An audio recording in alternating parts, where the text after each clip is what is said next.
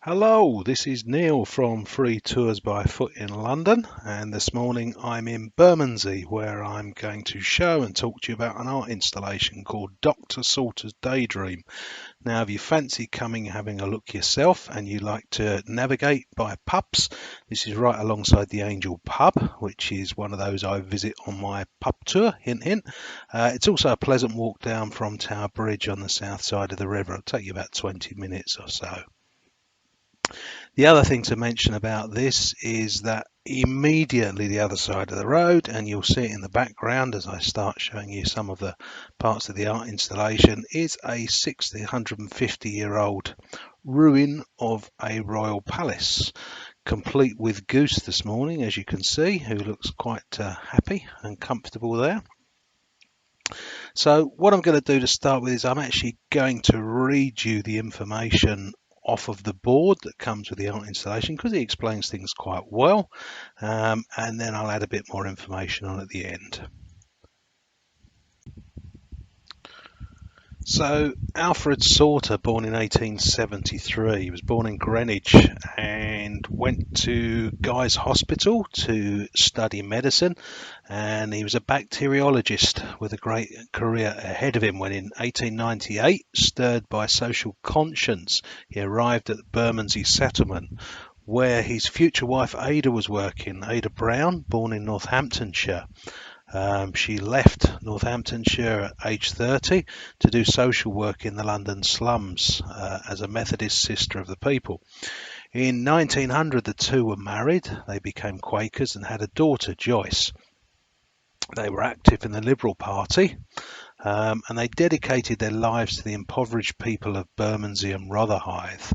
Ada's concern for working women led to her election in 1909 as the first woman councillor in Bermondsey and the first Labour woman councillor in London.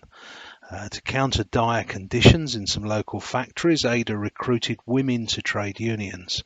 This bore fruit during the Bermondsey Uprising of 1911 when thousands of women went on strike.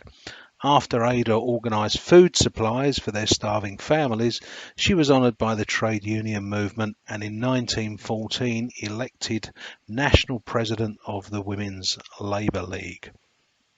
Alfred believed the slums would never improve without political reform, and he set his sights on becoming an MP.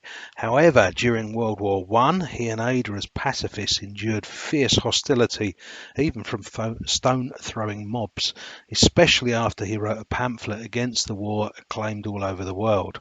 But by 1922, now admired for his anti-war principles, he was elected MP for Bermondsey and, except for 1 year, remained an MP until his death.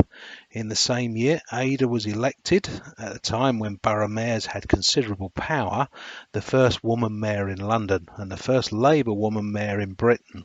She and Alfred launched what was later called the Bermondsey Revolution, an experiment in municipal government that attracted attention throughout Europe.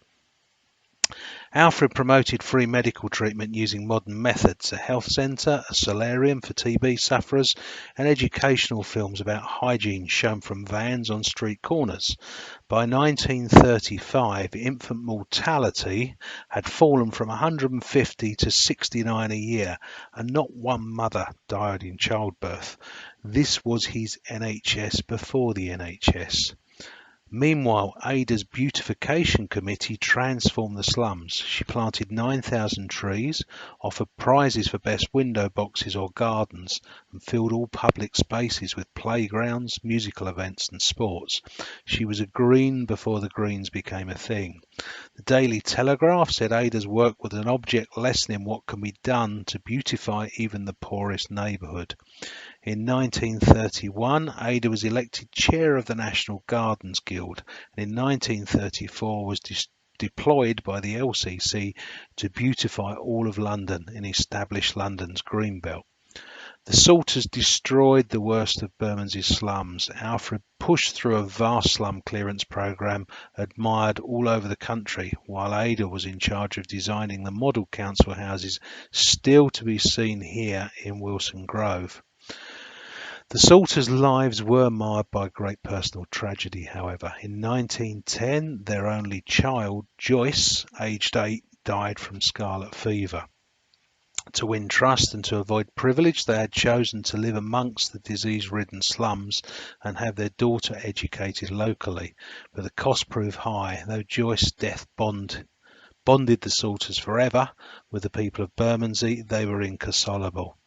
That's the story the sculptor Diane Gorvin reflects on in this ensemble of statues.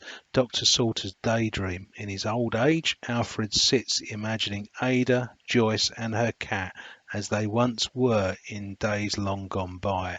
Alfred, of course, was the last of them to die in 1945. Ada herself had died in 1942.